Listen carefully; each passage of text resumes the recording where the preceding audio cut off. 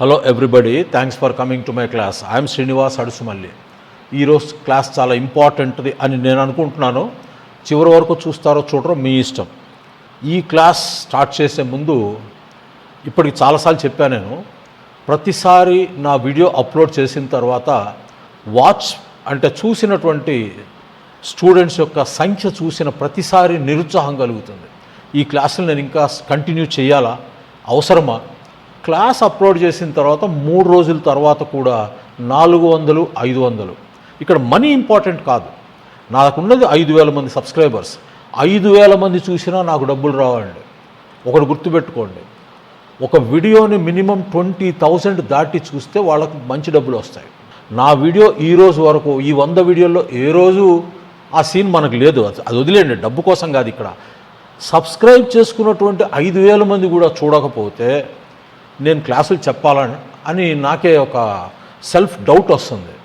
ఎందుకంటే నేను బాగా చెప్పటం లేదేమో, చెప్తే చాలామంది చూడాలి కదా, సబ్స్క్రైబ్ చేసుకున్న వాళ్ళని చూడాలిగా. 400 మంది, ఈ 400 మందిలో కంప్లీట్ వీడియో చూస్తున్న వాళ్ళు ఎంతమందో భగవంతుడికే తెలుసు. ఇటువంటి నేపథ్యంలో మనం అసలు క్లాసులు చెప్పాలా అనేటటువంటిది పెరీనియల్ డౌట్. అది ఎప్పుడు చాలా ఇబ్బంది పడుతున్నాను నేను. ఇది కాక నా పర్సనల్ ప్రాబ్లమ్స్ చాలా ఉన్నాయి. ఈ వయసులో ఏదో చెయ్యకూడని తప్పు చేసి నేను ఎంత డబ్బు కోల్పోయాననేది మీ ఊహకి అందదు.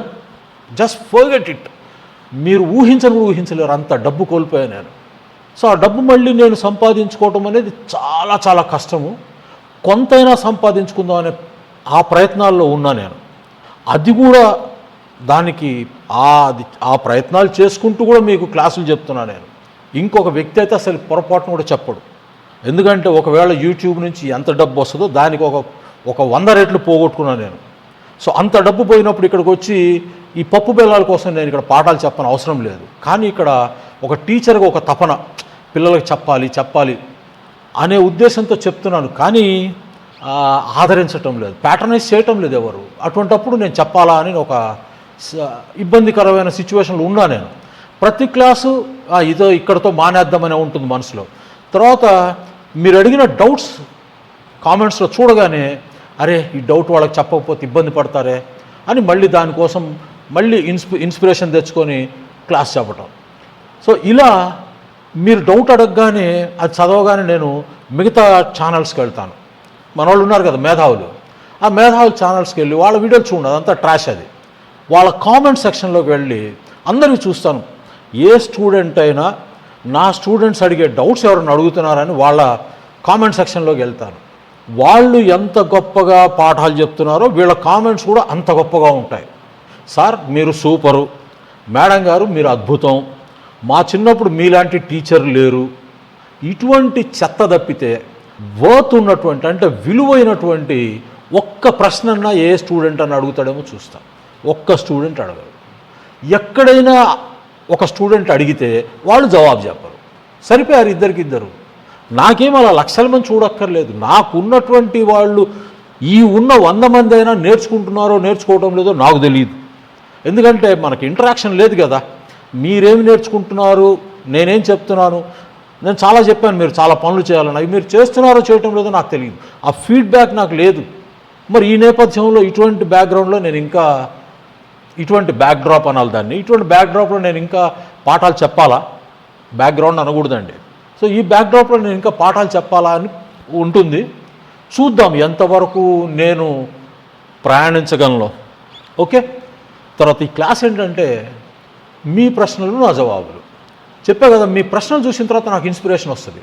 మంచి ప్రశ్నలు అడుగుతారు. ఆ క్రమంలో 3 పేర్లు 4 పేర్లు చెప్తాను ముందు.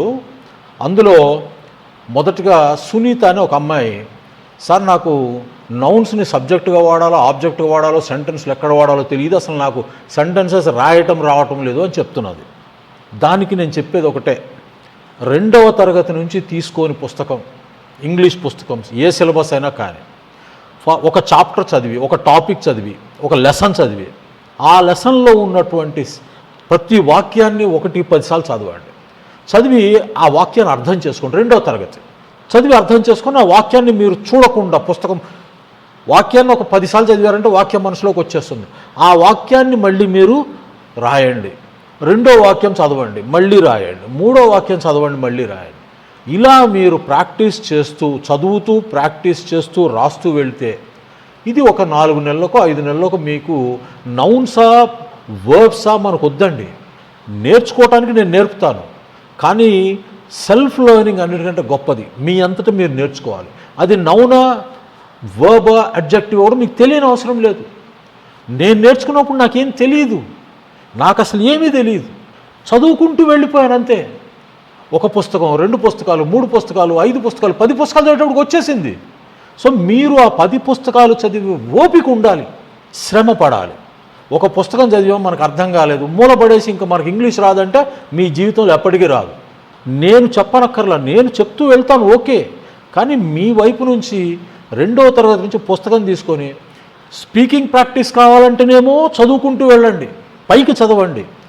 రైటింగ్ ప్రాక్టీస్ కూడా కావాలంటే చదివిన పాఠాన్ని చూసి రాయకండి, ఒక సెంటెన్స్ చదవండి. 2వ తరగతి కదా, చిన్న సెంటెన్సెస్ ఉంటాయి, ఒక సెంటెన్స్ చదవండి. 10 సార్లు ముందు లెసన్ చదివేయండి, తర్వాత ఆ సెంటెన్స్ చూడండి, ఆ సెంటెన్స్ చూడకుండా రాసేయండి, మళ్ళీ 2వ సెంటెన్స్ చూడండి, పుస్తకం మూసేసి మళ్ళీ 2వ సెంటెన్స్ రాయండి.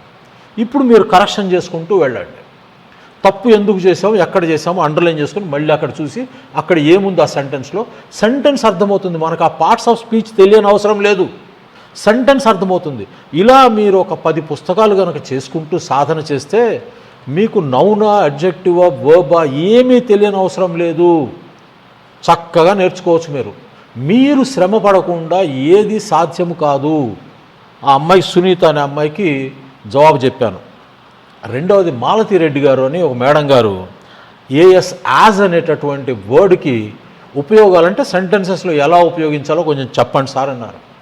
మేడం గారు ఇది మీరు అడిగినటువంటి 2 అక్షరాల పదం అది యాజ్, కానీ దాన్ని నేను క్లాస్ చెప్పాలంటే 2:40 80 నిమిషాలు క్లాస్ చెప్పాలి.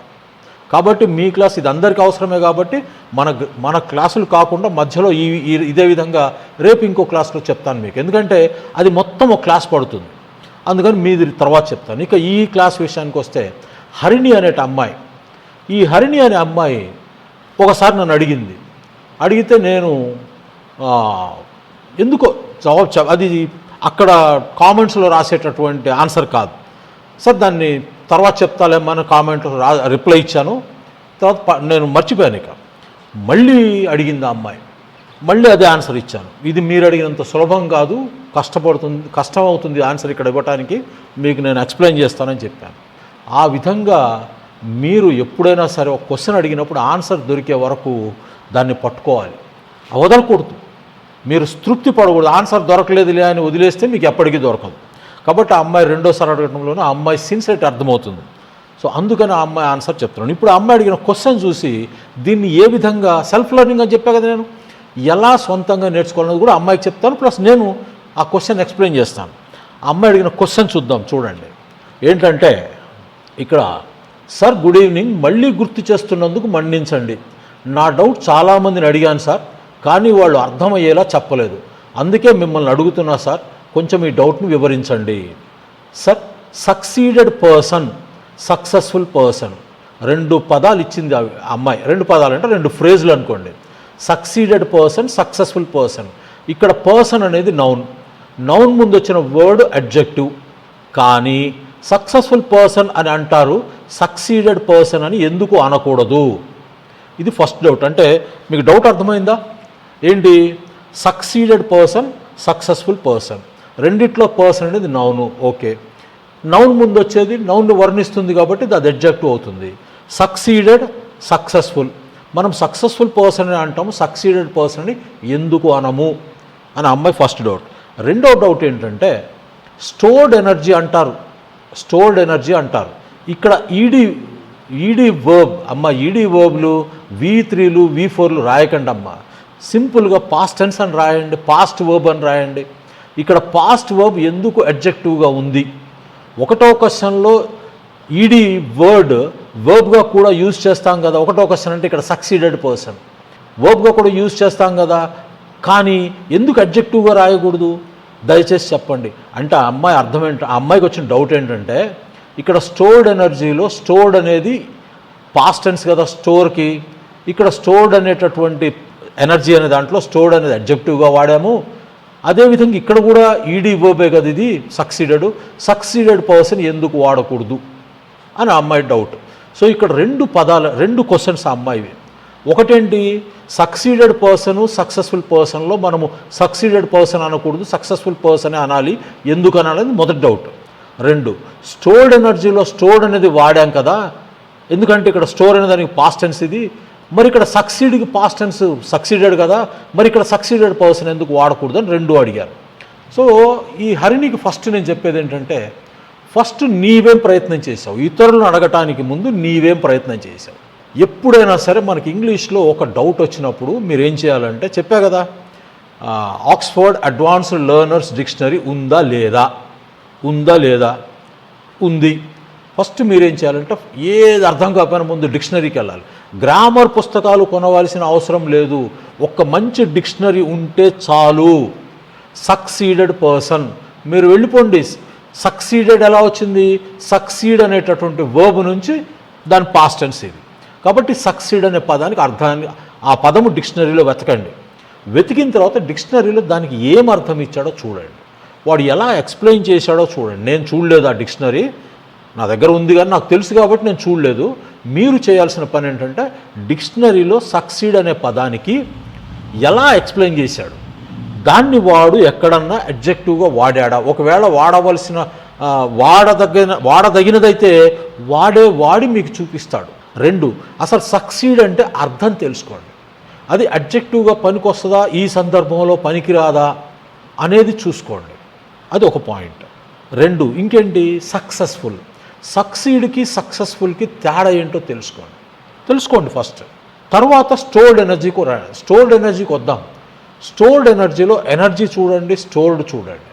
అక్కడ మీరు ముందు డిక్షనరీలో ఏం అర్థం ఇచ్చాడో చూడండి, ఆ స్టోర్డ్ని వాడు ఎలా ఉపయోగించాడు డిక్షనరీలో అనేది నేర్చుకోండి. ఇలా నేర్చుకున్న తర్వాత మీకు ఒక 60-70% అర్థమవుతుంది. ఇప్పుడు మీకు స్టోర్డ్ ఎనర్జీ అన్నారు. స్టోర్డ్ ఎనర్జీ అన్నప్పుడు స్టోర్డ్ ఎనర్జీ అనేది మీకు ఈ మొత్తం ఫ్రేజు, అంటే స్టోర్డ్ ఎనర్జీ అనేటటువంటి ఫ్రేజు డిక్షనరీలో ఉండకపోవచ్చు. కానీ స్టోర్డ్ ఎనర్జీ అనేటటువంటి పదంతో కలిసి ఉన్న పదాలు మనకేమన్నా తెలుసా? 10వ తరగతి మీరు పాస్ అయ్యారంటే మీకు గ్యారంటీగా మీరు వినే ఉంటారు. ఏమిటి, పొటెన్షియల్ ఎనర్జీ, కైనెటిక్ ఎనర్జీ అనే పదాలు విని ఉంటారు.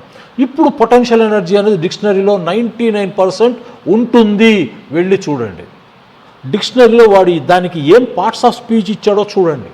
ఓహో, పొటెన్షియల్ ఎనర్జీ అంటే ఇదా, కైనెటిక్ ఎనర్జీ అంటే ఇదా, దాని ఇంగ్లీష్లో దాని అర్థము, దాని పార్ట్స్ ఆఫ్ స్పీచ్ వాడు ఇస్తాడు అక్కడ. స్టోర్డ్ ఎనర్జీ అంటే ఇవ్వకపోవచ్చు, కానీ పొటెన్షియల్ ఎనర్జీ అనేది ఉంటుంది. అలా మీరు మీ బ్రెయిన్, అదే కదా నేను లాస్ట్ క్లాస్లో చెప్పింది, బ్రెయిన్ని స్ట్రెచ్ చేయాలా, బ్రెయిన్ని లాగాలి, దాన్ని హింస పెట్టాలా. హింస పెడితే సగం జవాబులు మీకే వస్తాయి. సో దాన్ని అక్కడ పొటెన్షియల్ ఎనర్జీ అంటే వాడు ఏదో డెఫినేషన్ ఇచ్చుంటాడు. ఏమి ఇచ్చాడు మీరు కామెంట్లో రాయండి. ఇప్పుడు నేను మీకు ఎక్స్ప్లెయిన్ చేస్తాను. డిక్షనరీలో ఏం చెప్పారో మీరు అది రాయండి, కనీసం మీరు తెలుసుకోండి. అలా మీకు తెలుసుకుంటే మీకు ఈ ప్రశ్న నన్ను అడిగే అవసరం కూడా రాదనుకుంటున్నాను. కొంచెం ఆలోచిస్తే, మీరు ఆలోచించకపోతే ఏబిసిడీలు కూడా రావు. కొంచెం ఆలోచించండి, చూడండి మీకు ఎంత బాగా అర్థమవుతుందో. తర్వాత ఇప్పుడు ఏంటి మనం చెప్పుకుందాం, అమ్మాయి డౌట్స్ అది కదా. సో ముందు సక్సీడ్ అంటే ఏంటో తెలుసుకుందాం. ఇక్కడ చూడండి, ఇది ఒక రెగ్యులర్ వర్బ్ అండి. రెగ్యులర్ వర్బ్ అంటే అర్థం ఏంటి, సక్సీడెడ్. రెగ్యులర్ వర్బ్కి ఇర్రెగ్యులర్ వర్బ్కి నేను చాలాసార్లు మీకు డెఫినేషన్ చెప్పాను. రెగ్యులర్ వర్బ్స్ అంటే అవి ఇన్ఫినిటివ్ నుంచి పాస్ట్ పార్టిసిపుల్ వైపు రూపాంతరం చెందేటప్పుడు ఒక ప్యాటర్న్ని ఫాలో అవుతాయి, ఒక పద్ధతిని ఫాలో అవుతాయి. పద్ధతిని ఫాలో అవుతుంది కాబట్టి అది రెగ్యులర్గా అదే విధంగా జరుగుతుంది. కాబట్టి వాటిని రెగ్యులర్ వర్బ్స్ అంటారు. ఇర్రెగ్యులర్ వర్బ్స్ అంటే అవి ఒక పద్ధతి పాటించవు కాబట్టి వాటిని ఇర్రెగ్యులర్ వర్బ్స్ అంటారు. ఇక్కడేంటి, మీకు ఇంతకుముందు చెప్పానేంటి, ఉన్నటువంటి వర్బ్స్ ఇంగ్లీష్ భాషలో దాదాపు నాకు తెలిసి ఒక 10,000 పైన ఉన్నాయి. అందులో ఒక 200కు లోపు మాత్రమే ఇర్రెగ్యులర్ వర్బ్స్ ఉన్నాయి, మిగతావన్నీ రెగ్యులర్ వర్బ్సే. మనం కాబట్టి 180 నేర్చుకుంటే చాలు మనకి. ఆ irregular verbs infinitive, past form, past participle ఎలా ఉంటుందో నేర్చుకుంటే చాలు. దీనికి మీకు లిస్ట్ ఇప్పటికి నేను 3-4 ఎపిసోడ్స్లో ఇచ్చాను. దాన్ని బై హార్ట్ చేయమని కూడా చెప్పాను. మరి ఎంతమంది చేశారో లేదు నాకు తెలుసు. సరే, ఇది రెగ్యులర్ వర్బ్. ఇందులో దీని అర్థం ఏంటంటే సక్సీడ్ అంటే to achieve the desired aim are result. Succeed అంటే అర్థం ఏంటంటే నీకున్నటువంటి గోల్, ఎయిమ్, నీకు కావాల్సినటువంటి రిజల్ట్ ఏదైతే నీవు ఆశిస్తావో, డిజైర్డ్ అంటున్నాం ఇక్కడ, నీవు ఆశించినటువంటి రిజల్ట్ని సాధించటమే సక్సీడ్ అంటే. ఇక్కడ చూడండి, to succeed in doing something difficult after trying hard. So ఏదైనా ఒక గోల్ని పెట్టుకున్నావు నువ్వు, ఆ గోల్ కోసము నువ్వు నిరంతర శ్రమ చేసి కష్టపడి ఆ గోల్ని సాధించినప్పుడు దాన్ని సక్సీడ్ అంటారు.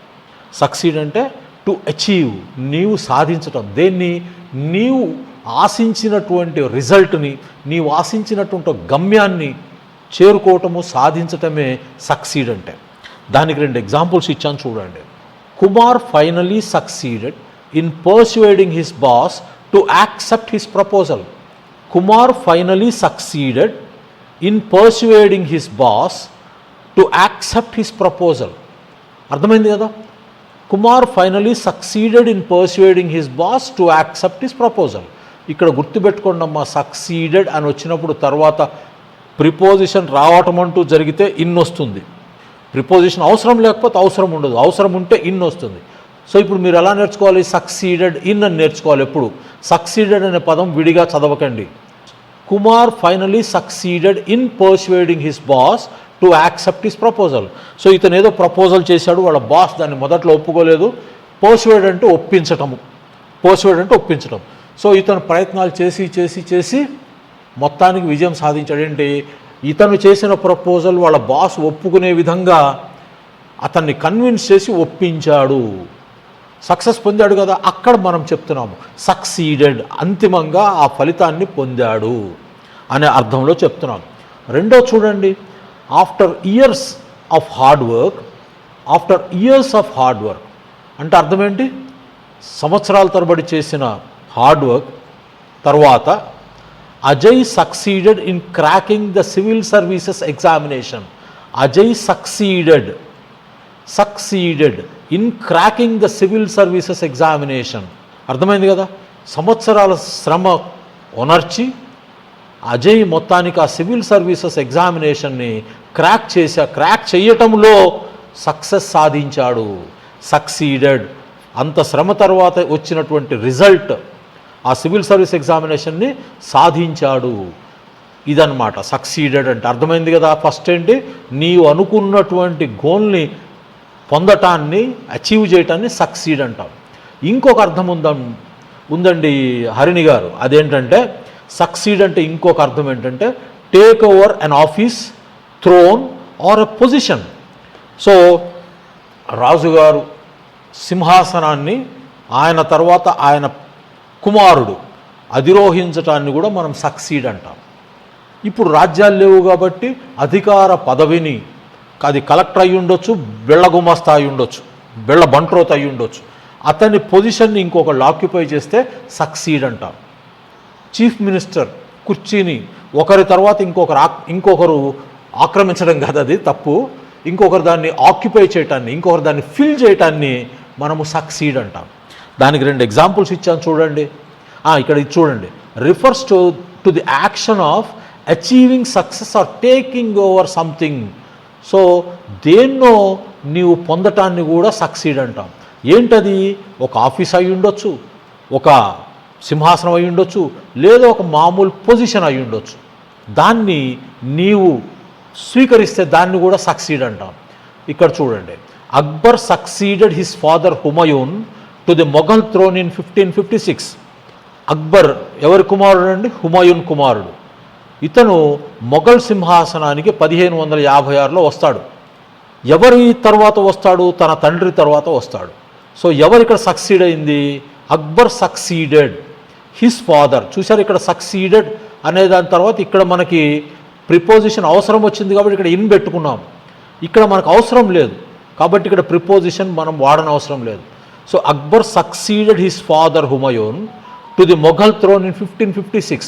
1556 సంవత్సరంలో హుమయూన్ సింహాసనాన్ని అతని కుమారుడైన అక్బర్ అధిరోహించాడు. సక్సీడెడ్ అంటే సింహాసనాన్ని అధిరోహించడం. సింహాసనాన్ని అధిరోహించడం కాదు, తన ముందున్న అతను ఉన్నటువంటి పొజిషన్ని ఇతను స్వీకరించడాన్ని మనం సక్సీడెడ్ అంటాం. అదేవిధంగా ఇప్పుడు మోడర్న్ ఎగ్జాంపుల్ చెప్పుకోవాలంటే Narendra Modi succeeded Manmohan Singh as the prime minister of India. Narendra Modi succeeded Manmohan Singh as the prime minister of India. So అర్థమైంది కదమ్మా, సక్సీడెడ్ అంటే ఇది వర్బ్. దీని అర్థం విత్ ఎగ్జాంపుల్స్తో సహా చెప్పాను. ఇప్పుడు మనకు కావాల్సింది ఏంటి, సక్సెస్ఫుల్ అంటే ఏంటి. సక్సెస్ఫుల్కి వద్దాం. సక్సెస్ఫుల్ ఎక్కడి నుంచి వచ్చిందంటే సక్సెస్ అనేటటువంటి నౌన్ వేరియేషను సక్సెస్ఫుల్, దాని నుంచి వచ్చిన పదము successfully adverb. So basic noun success అనేటువంటి విజయము, సక్సెస్ అనేటటువంటి నౌన్కి వచ్చినటువంటి దాని నుంచి డెరివేటివ్ సక్సెస్ఫుల్. సక్సెస్ఫుల్ అనేది ఒక స్టేట్, దాని నుంచి డెరివేటివ్ సక్సెస్ఫుల్లీ, అదేంటి యాడ్వర్బ్. చూడండి ఇది ఎలా వచ్చిందో చూద్దాం. సక్సెస్ అనేది నౌన్, ఇది ఇందాకేమో సక్సీడ్ అనేది వర్బ్, ఇది నౌన్. ఈ సక్సెస్ అనేది countable and uncountable noun. So success అంటే అర్థం ఏంటంటే when you achieve what you want or intend. Intend అంటే ఆశించటం. ఏంటిది సక్సెస్ అనేది when you achieve what you want. So నీవు ఏమి ఆశించావో దాన్ని పొందటాన్నే సక్సెస్ అంటాం. ఇక్కడ ఏంటి, refers to the result or outcome of an effort. ఇక్కడ గుర్తుపెట్టుకోండి సక్సీడ్కి దీనికి తేడా. సక్సీడ్ అంటే ఏం చెప్పుకున్నాము, సక్సీడ్ అంటే to succeed in doing something difficult after trying hard. ఇక్కడ ఏంటి టు అచీవ్. ఇక్కడేమో ఇది సక్సీడ్ అనేదేమో వర్బ్ అండి, అక్కడ యాక్షన్ని చూపిస్తుంది. సక్సీడ్ అనేది యాక్షన్ని చూపిస్తుంది. నీవు అనుకున్నటువంటి ఆశించిన ఫలితాన్ని పొందటానికి నువ్వు పడేటటువంటి శ్రమ, ఆ శ్రమను అక్కడ ఐడెంటిఫై చేస్తున్నాం. Succeed, he finally succeeded. అబ్బా మొత్తానికి సాధించాడండి, ఆ సాధనకి ఇంపార్టెన్స్ ఇస్తున్నాం. ఇక్కడేంటి సక్సెస్ అనేది సాధించిన తర్వాత దాని గురించి మాట్లాడుతున్నాం. సో ఇదేమో సక్సెస్ ఏమో రిజల్ట్, వచ్చిన తర్వాత అది సక్సెస్ అంటాం, విజయము అంటాం. సక్సీడ్ అంటే విజయము సాధించే క్రమం, ఆ యాక్షన్ని సక్సీడ్ అంటాం. ఓకే, సో ఇక్కడ refers to the result or outcome of an effort. నీ యొక్క శ్రమకి రిజల్టే సక్సెస్ అంటే. Her success in the business brought great pride to her family. So ఏదో బిజినెస్ చేసింది ఆవిడ, అందులో చాలా అద్భుతమైన ఫలితాలు విజయం సాధించేటప్పటికి ఆమె విజయాలు ఆమె ఫ్యామిలీకి చాలా గర్వకారణమైంది. అదేవిధంగా Toyota enjoyed great success after launching its new electric car. So electric car అనేది ఒక న్యూ ఎలక్ట్రిక్ కార్ని రిలీజ్ చేయడం ద్వారా, అంటే లాంచ్ చేయడం ద్వారా Toyota enjoyed great success. Great success అనేది మళ్ళీ ఇది ఒక కొలొకేషన్. ఇవి రెండు కలిపి కూడా మనం చెప్పుకోవచ్చు. ఇక్కడ గ్రేట్ అనేది లేనందువల్ల నష్టం లేదు, దాన్ని ఎంఫసైజ్ చేస్తే గ్రేట్ సక్సెస్ అంటున్నాం. అర్థమైంది కదమ్మా. సో సక్సెస్ అనేది నౌన్, కౌంటబుల్, అన్కౌంటబుల్. ఇది సక్సెస్ అనేది రిజల్ట్ గురించి మాట్లాడుతున్నాం మనం. Toyota enjoyed great success after launching its new electric car. Successful అంటే ఇది direct adjective. Achieving what you wanted, achieving what you wanted or having the effect or the result you intended. So నీవు ఊహించినటువంటి సక్సెస్ని పొందిన తర్వాత ఆ వర్ణనని, ఆ స్టేట్ని మనము సక్సెస్ఫుల్ అంటున్నాం. ఇది అడ్జెక్టివ్. దీనికి మనం ఎగ్జాంపుల్స్ చెప్పుకోవాల్సి వస్తే సేమ్ ఇందాక చెప్పిన సివిల్ సర్వీసెస్ గురించే ఇక్కడ మళ్ళీ మార్చి చెప్తున్నాను. ఏంటి, he appeared for the civil services examination and in the end he was successful. So అంతిమంగా తను విజయం సాధించాడు adjective. Ultimately or in the end he was successful. ఇక్కడ సక్సెస్ఫుల్ అనేది అడ్జెక్టివ్గా వాడాం. అవర్ సెక్యూరిటీ ఫోర్సెస్ సక్సెస్ఫుల్లీ థాటెడ్ the plans of terrorist to bomb the city. ఇది రాస్తున్నప్పుడు ఎగ్జాంపుల్స్ నాకు ఎందుకో కోయంబత్తూరులో మన ఎన్ఐఏ వాళ్ళు, నేషనల్ ఇన్వెస్టిగేటింగ్ ఏజెన్సీ వాళ్ళు, ఇది జరిగి కూడా 2-3 years అయిందిలే, అక్కడ వాళ్ళు ఎక్కడో బాంబింగ్ ప్లాన్ చేస్తుంటే హైదరాబాద్లో 2 కోయంబత్తూరులో 5-6 ఈ నేషనల్ ఇన్వెస్టిగేటింగ్ ఏజెన్సీ ఎన్ఐఏ వాళ్ళు న్యాప్ చేశారు. వాళ్ళ ప్రణాళికల్ని వీళ్ళు అడ్డుకోగలిగారు. దానికి వాడిన పదం నేను థాట్, THWART, థాట్ అంటే అర్థం ఏంటంటే to prevent someone from what they are doing. So వాళ్ళు ఏదో పని చేయడానికి, అంటే ఎక్కడో బాంబులు పెట్టడానికి ప్లాన్ వేస్తున్నారు. వాళ్ళు చేయబోతున్నటువంటి పనిని వీళ్ళు ప్రివెంట్ చేయగలిగారు, దాన్ని అడ్డుకోగలిగారు. దానికి ఉన్నటువంటి బ్రహ్మాండమైన పదము థాట్, THWART, థాట్. ఇది ఇటువంటివి కేవలం మీకు రీడింగ్ ప్రాక్టీస్లోనే వస్తాయి. ఇవి ఎక్కడ ఎత్తుకొచ్చిన సెంటెన్సులు కాదు, ఇవి ఎక్కడో కాపీలు చేసిన సెంటెన్సులు కాదు, ఇవన్నీ నా మెదడులోంచి వచ్చిన సెంటెన్సెస్. అందుకే మీకు చెప్పేది, ఈ కిక్ అనేది ఈ పాఠం చెప్పేటప్పుడు మనం సొంతంగా ఇప్పుడు ఇచ్చిన సెంటెన్సెస్ అన్నీ మన పైత్యం. నేను చాలా గర్వంగా చెప్పుకుంటాను, ఎందుకంటే ఇది ఇయర్స్ ఆఫ్ పడిన కష్టం. ఇదేదో ఓవర్ నైట్లో తెల్లారిపాటికి మన 30 days స్పోకెన్ ఇంగ్లీష్ కోర్సులు తీసుకుంటూ రాలా నాకు ఇంగ్లీష్. ఈ పదాలు చాలామంది యూట్యూబ్లో ఇంగ్లీష్ చెప్పేవాళ్ళు అసలు ఎప్పుడు విన్ని కూడా ఉంటారులే, వాళ్ళని తీసేయండిలే. కానీ చాలామంది, ఇది చాలా గర్వంగా చెప్తాను, ఎందుకంటే ఇది నా యూఎస్పి, యూనిక్ సెల్లింగ్ పాయింట్. ఇటువంటి పదాలు అతి కొద్ది మంది ఇంగ్లీష్ టీచర్లకు వచ్చు, అతి కొద్ది మంది, హ్యాండ్ఫుల్. మరి 40 సంవత్సరాల కష్టం ఇది. ఎన్ని పుస్తకాలు చదివితే ఈ వొకాబులరీ వచ్చి ఉంటుంది అనుకున్నారు? మరి దాన్ని గర్వంగా చెప్పుకోవాలి. గర్వం అంటే మళ్ళీ తలగిరేయటం కాదండి, విత్ ఆల్ హ్యూమిలిటీ. అంటే ఇంత కష్టపడితే 40 సంవత్సరాలు అక్కర్లా. నేనంటే మా కాలంలో ఈ గూగుల్ లేదు, సెల్ ఫోన్లు లేవు, మీనింగ్లు చూసుకోవడానికి. ఒక పేజీ చదివేటప్పుడు కొత్తలో కొన్ని పుస్తకాలు ఉన్నాయి నా దగ్గర. Decline and fall of Roman empire, Edward Gibbon, decline and fall of Roman empire. ఆయన పుస్తకం చదివితే, ఒక పేజీ చదివితే 20 సార్లు డిక్షనరీ చూడాల్సి వచ్చేది. పైగా మా ఫాదర్ ప్రజెంట్ చేసిన డిక్షనరీ ఎంత ఉంటుంది నా సైజులో, దానిలో ఎత్తుక్కొని చేసుకోవడానికి ఒక పేజీ చదవడానికి ఒక రోజు 2 రోజులు పట్టేది. ఒక 20 పదాలకు అర్థాలు మనం ఎత్తుకోవటమే. స్టోరీ ఆఫ్ ఫిలాసఫీ వాటితో ఎత్తుకున్నాం మనం, చిన్న పుస్తకాల నుంచి రాలా. సో ఎంత శ్రమపడి ఉంటాం అనుకున్నారు? ఆ శ్రమలో నుంచి వచ్చిన ఫలితం ఇది. ఈరోజు మీకేముంది, పుస్తకం చూడండి, ఇలా కొడితే ఎంతలా పదానికైనా అర్థం నిమిషంలో మీ చేతిలో ఉంటుంది. సో మీరు చదువుకోవడం చాలా ఈజీ. మాకు ఇంతకాలం పట్టింది, మీకు అక్కర్లేదు. పైగా నాన్ని పుస్తకాలు చదవాల్సిన అవసరం లేదు, ఒక 10 మంచి పుస్తకాలు చదివితే చాలు లైఫ్. ఆ సెంటెన్సెస్ రాసేటప్పుడు నిజంగా నాకు, మీరు నమ్మరు, ఒక పూనకం వస్తుంది. ఆ సాటిస్ఫాక్షను ఎక్కడ టీచర్కు ఉండే సాటిస్ఫాక్షన్ అది ఉండాలి.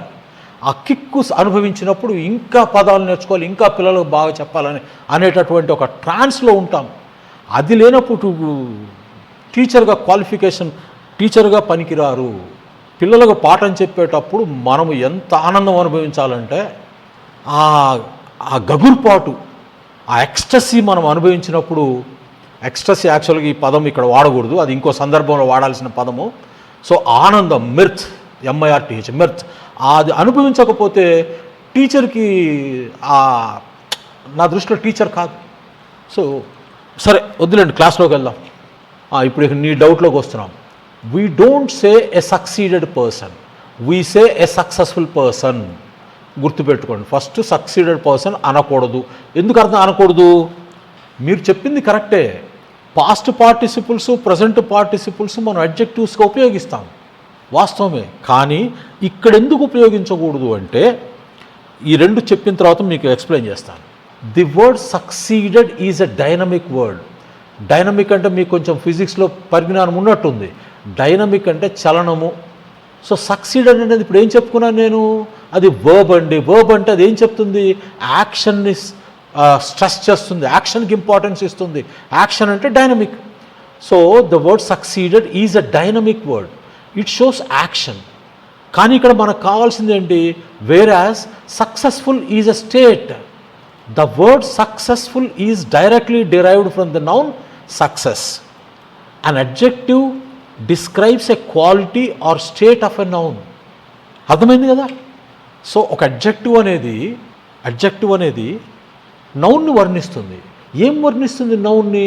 నౌన్కు ఉన్నటువంటి ఒక క్వాలిటీని వర్ణిస్తుంది, నౌన్కు ఉన్నటువంటి ఒక స్టేట్ని వర్ణిస్తుంది. అర్థమైంది కదా?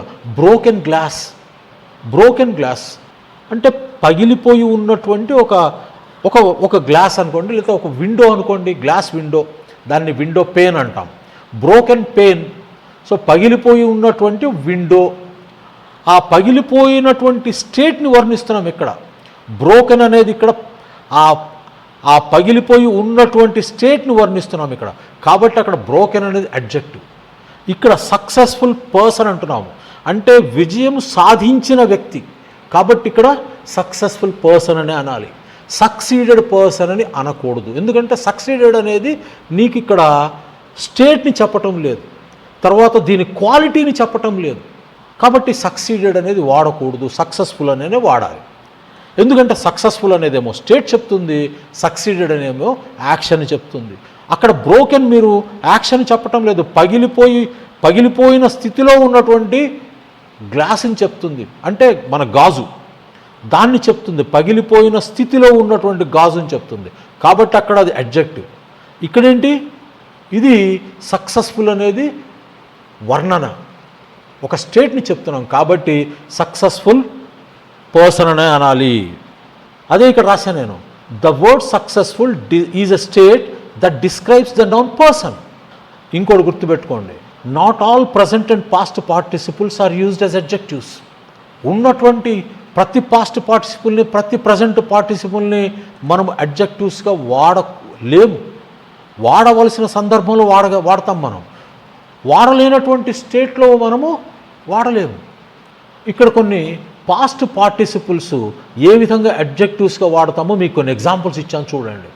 Some past participles used as adjectives, ఏ బ్రోకెన్ గ్లాస్. తెలుసు కదా పాస్ట్ పార్టిసిపుల్ అంటే. నా స్టూడెంట్స్ అడగకూడదు ఇంక ఇది, సార్ ఇది V1 V2 V3 అని. నాకు అవి అంటే ఒక రకమైనటువంటి ఎలర్జీ కూడా వస్తుంది నాకు. సరే, a broken glass, a written agreement, a painted wall, a closed door, a cracked mirror, a frozen lake, a crooked person, a drunken monk, a damaged car, a dilapidated building, a failed candidate, accomplished career. అర్థమైంది కదా. ఈ accomplished అనేది చూడండి డిక్షనరీలో. Accomplished అంటే ఘనకార్యాలు సాధించిన వాడు, ఘనకార్యాలు సాధించిన career అతనిది అని చెప్పేటప్పుడు మనము అకంప్లిష్డ్ కెరీర్ అంటాం. ఇక్కడ మీకు ఇంకో డౌట్ రావచ్చు, డ్రంకెన్ మాంక్ ఏంటి సార్, డ్రంకన్ అనేది ఎక్కడ ఉంది అని. ఇక్కడ మనకి ఇది డ్రంక్ అనేది ఒక irregular verb. Drink, drank, drunk, drink, drank, drunk. కానీ ఇంగ్లీష్లో కొన్ని ఇర్రెగ్యులర్ వర్బ్స్కి ఆల్టర్నేటివ్ పాస్ట్ పార్టిసిపుల్ ఉంది. అందులో ముఖ్యమైనది డ్రింక్కి డ్రింక్, డ్రాంక్, డ్రంక్. డ్రంకే కాకుండా ఇంకొక పాస్ట్ పార్టిసిపుల్ ఏంటంటే ఈ డ్రంకెన్. అదేవిధంగా మెల్ట్, మెల్ట్ అనేదేమో మనకి రెగ్యులర్ వర్బ్. మెల్ట్ కరిగిపోవటం, మెల్ట్, మెల్టెడ్, మెల్టెడ్. దీనికి మెల్టెడ్ అనేటటువంటి పాస్ట్ పార్టిసిపుల్కి ఇంకో ఆల్టర్నేటివ్ ఫామ్ ఉంది, మోల్టెన్, MOLTEN, మోల్టెన్. అందుకే మనకి అగ్నిపర్వతం బ్రద్దలైనప్పుడు లావా కరిగి ఉన్నటువంటి స్టేట్లో మనకి ప్రవహిస్తుంది కదా, దాన్ని మోల్టెన్ లావా అని అనాలి, కానీ మెల్టెడ్ లావా అని అనకూడదు, మోల్టెన్ లావా అనాలి. ఇక్కడ మోల్టెన్ అనేది కేవలం నువ్వు అడ్జెక్టివ్గా మాత్రమే వాడాలి. దీన్ని తీసుకొని వెళ్ళి మళ్ళీ నేను పాస్ట్ పార్టిసిపుల్గా వాడతానంటే వాడకూడదు. ఇటువంటి కొన్ని వర్డ్స్ని, అందులో ఈ డ్రంకెన్ అని ఒకటి. సో అడ్జెక్టివ్ అంటే తాగిన మనిషి గురించి వర్ణించేటప్పుడు, తాగి బాగా మత్తులో ఉన్నాడంటే డ్రంక్ పర్సన్ అనం మనం, drunken monk or drunken man అంటాం. అర్థమైంది కదా. అదేవిధంగా ష్రింక్, ష్రింక్ అనేది మళ్ళీ irregular verb. Shrink, shrank, shrunk. ఈ ష్రంక్కి మళ్ళీ ఆల్టర్నేటివ్ పాస్ట్ పార్టిసిపుల్ ఉంది, ష్రంకెన్, స్ట్రంకెన్ మజిల్, స్ట్రంకెన్ ప్రాస్ట్రేట్, ఇలా చెప్తారు. సో ష్రింక్ అయిపోయిందనమాట. ఆ ష్రంక్ అనేటటువంటి పాస్ట్ పార్టిసిపుల్కి ఆల్టర్నేటివ్ ఫామ్ ఏంటంటే ష్రంకెన్. అటువంటి ఒక 5-6 ఉన్నాయి. సో అవే అనమాట. ఇక్కడ డ్రంకెన్ మాంక్ అంటే అది. మళ్ళీ ఎవరైనా డౌట్ వస్తుందని చెప్తున్నా. ఇక్కడ కొన్ని ప్రజెంట్ పార్టిసిపుల్స్ని అడ్జెక్టివ్గా వాడుతున్నాం. ఏమిటవి? A charming person, a frightening movie, భయపెట్టేటటువంటి movie, a flowing river or flowing water, a laughing child, a running train, a singing bird, a shining star, a boiling pot. ఇవన్నీ చార్మింగ్, ఫ్రైటనింగ్, ఫ్లోయింగ్. ఇక్కడ మీరు flowing water అన్నారంటే ముందు ఏ వాడకూడదు. ఎందుకు? Water అనేది uncountable కాబట్టి ఇక్కడ రివర్ కాబట్టి మనం ఏ వాడాం, కానీ ఇక్కడ రివర్ ప్లేస్లో వాటర్ వాడితే ఇక్కడ ఏ వాడకూడదు. ఏ laughing child, a running train, a singing bird. ఈ singing, shining, running, laughing, boiling ఇవన్నీ అడ్జెక్టివ్స్. ఇవన్నీ ప్రజెంట్ పార్టిసిపుల్స్ ఈ సందర్భంలో ఇవన్నీ అడ్జెక్టివ్స్గా పనిచేస్తున్నాయి. అదేవిధంగా ఇక్కడ పైన చెప్పిన వాటిల్లో painted wall, closed door, cracked mirror, frozen lake, crooked person, drunken monk, damaged car, dilapidated building. Dilapidated building అంటే అర్థం ఏంటంటే, డిలాపిడేటెడ్ అంటే పడిపోవడానికి సిద్ధంగా ఉంది, దాని రూపురేఖలు మారిపోయినాయి. డిలాపిడేటెడ్ అంటే అర్థం అది. తర్వాత సమ్ కాంపౌండ్ నౌన్స్. ఇప్పుడు నీ దగ్గరకు వద్దామమ్మా, స్టోర్డ్ ఎనర్జీ అంటే నీ దగ్గరకు వద్దాం. స్టోర్డ్ ఎనర్జీ అడిగావు కదా నువ్వు. సో ఇక్కడ stored energy, potential energy, kinetic energy, walking stick, frying pan, swimming pool, driving licence. ఇవి ఏంటంటే మీరు గ్రామర్లోకి వెళ్తే ఎనర్జీని వర్ణిస్తుంది, స్టోర్ అయి ఉందని, కాబట్టి దీన్ని స్టోర్డ్ ఎనర్జీ అంటాం. పొటెన్షియల్ ఎనర్జీ, ఎనర్జీకి ఆ ఎనర్జీని వర్ణిస్తుంది, కలిగి ఉన్నటువంటి ఎనర్జీ అని potential energy. Kinetic energy, so moment అంటే మూవింగ్ ద్వారా వచ్చేటటువంటి ఎనర్జీని, అంటే మూవ్మెంట్ ద్వారా వచ్చే ఎనర్జీని మనం కైనెటిక్, సరే అర్థాలు వద్దు మనకి. సో ఎనర్జీని వర్ణిస్తుంది కైనెటిక్ ఎనర్జీ. అదేవిధంగా వాకింగ్ స్టిక్, ఇక్కడ వాకింగ్ అనేది స్టిక్ని వర్ణిస్తుంది కాబట్టి వాకింగ్ అనేది adjective. Frying pan, so pan అనేది వర్ణిస్తుంది కాబట్టి ఇక్కడ ఇది అడ్జెక్టివ్. స్విమ్మింగ్ పూల్, పూల్ ఎటువంటిదో చెప్తుంది కాబట్టి swimming pool.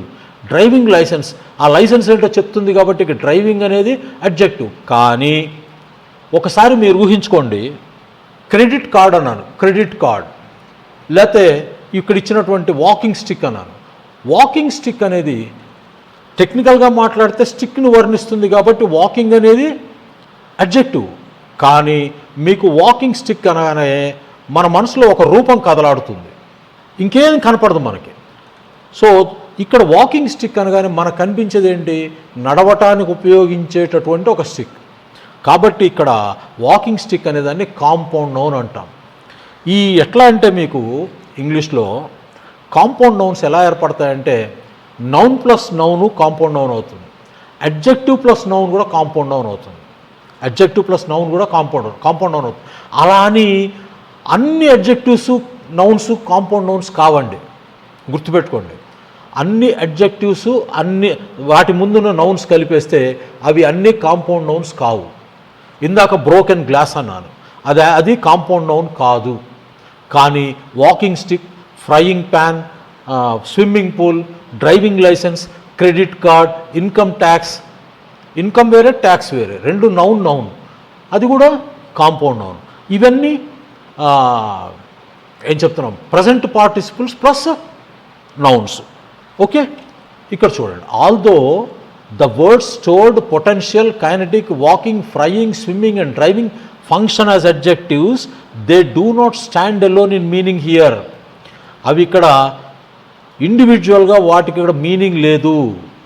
The above phrase potential energy, frying pan and swimming pool are understood as single ideas, making them compound nouns in practical usage.